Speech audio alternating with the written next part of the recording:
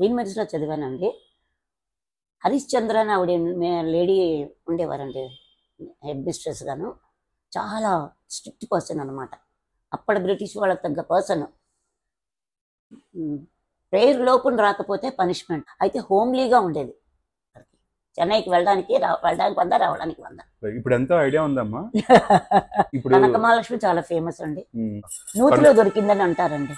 గుడి కట్టకూడదని అమ్మవారు చెప్పింది. హిమగిరి తనయే హేమలతే హిమగిరి తనయే. నేను 1960 బ్యాచ్. బ్యాడ్ లక్ అండి. నాకు డాక్టర్ సీట్ కూడా వచ్చింది. పియూసీనేమో ఆంధ్ర ఏవిఎన్ కాలేజీలో చేశాను.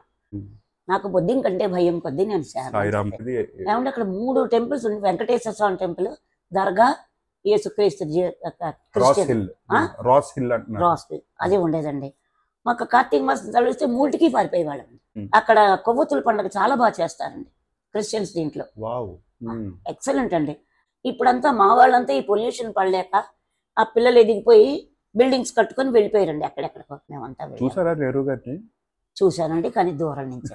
సరే, ఇందిరాగాంధీ గారు వచ్చారండి వైజాగ్ వచ్చినప్పుడు ఆవిడకి ఆనర్ చేసినప్పుడు మా మదర్ చేత గార్లెండ్ వేయించారండి. ఆంధ్ర ఊటీ అంటే అప్పుడు బాగుండేదండి. అందుకని గవర్నర్స్ బంగ్లా కూడా ఇక్కడ కట్టారు. ఆంధ్రాలో అంత చల్లగా ఉండేదండి వైజాగ్.